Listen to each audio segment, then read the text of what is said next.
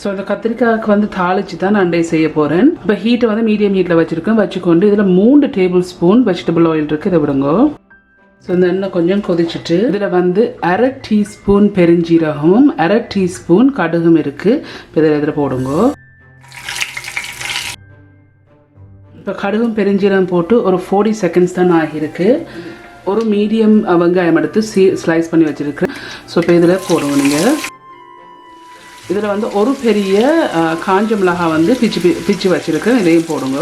இதில் வந்து கொஞ்சம் கருவேப்பிலை இருக்குது, இந்த கருவேப்பிலையும் இதில் போடுங்க. இப்போ இதை நாங்கள் நல்லா வதங்க விடுவோம். இப்போ இது ஒரு 4 to 5 minutes மாதிரி இதை வந்து நான் வதக்கி இருக்கிறேன். நான் உங்களுக்கே பார்க்க தெரியுது நல்ல வடிவாக கோல்டன் ப்ரௌனாக வந்திருக்கு. ஸோ நான் அடுப்பை நிப்பாட்டிட்டேன். ஸோ இந்த எண்ணெயை வடிச்சிட்டு தான் இந்த கத்திரிக்காய்க்கு போடணும். இதில் வந்து கத்திரிக்காய் 370 கிராம் எடுத்து இப்படி வெட்டி வச்சிருக்கிறேன். ஸோ இப்போ இதை இதில் போடுங்க.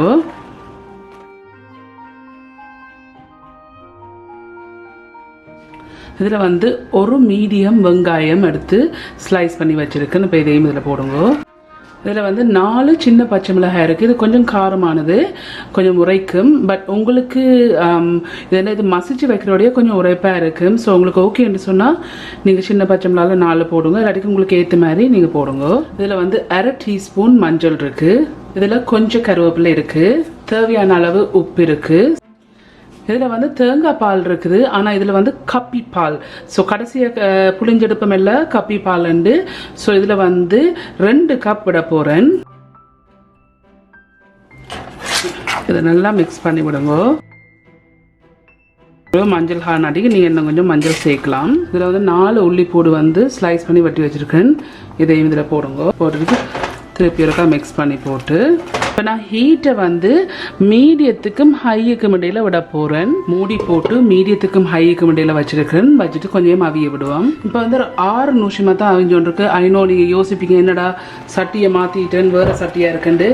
எஸ், எனக்கு ஒரு வெடிக்கிற மாதிரி ஒரு சத்தம் வந்தது. பயத்தில் நான் சட்டியை மாற்றிட்டேன். But வெடிக்கலை thankfully. 6 நிமிஷம் தான் நான் இருக்குது.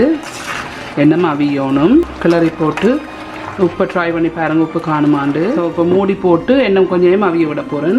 இப்போ இன்னொரு 8 நிமிஷமாக அவிஞ்சோன்னு இருக்குது. இப்போ இதை மிக்ஸ் பண்ணி விடுங்க. நல்லா மிக்ஸ் பண்ணிவிட்டு இப்போ இதை நீங்கள் மசிச்சு விடுங்க.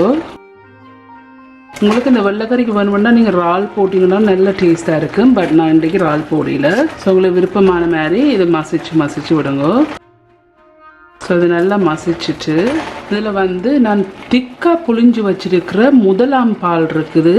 இதில் வந்து 60 ml எல்லாட்டிக்கு 1/4 கப் இருக்குது. இப்போ இது விடுங்க. இதில் நல்லா திக்காக புளிஞ்ச பால். மிளகு பவுடர் இருக்குது, பெப்பர் பவுடர் 1/4 டீஸ்பூன் இருக்குது. இதையும் இதில் போடுங்க. உங்களுக்கு விருப்பம் இல்லாட்டி நீங்கள் போடாதீங்க. இப்போ இதை நல்லா மிக்ஸ் பண்ணி விடுங்க. உப்பை செக் பண்ணி பாருங்க.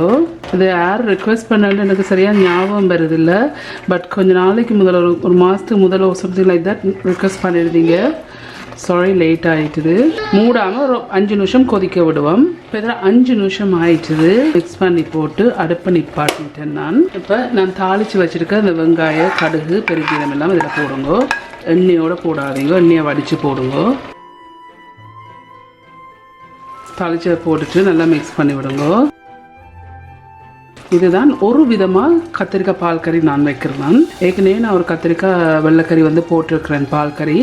அது வந்து மீன் முட்டை போட்டு செய்த நான் வீடியோ லிஸ்ட்டை செக் பண்ணி பாருங்க. இப்போ இந்த கறி செய்து முடிஞ்சுது. ஓகே ஃப்ரெண்ட்ஸ், இதுதான் இந்த கத்திரிக்காய் பால் கறி நான் ஒரு விதமாக செய்கிறது. ஸோ இது செய்து முடிஞ்சுது.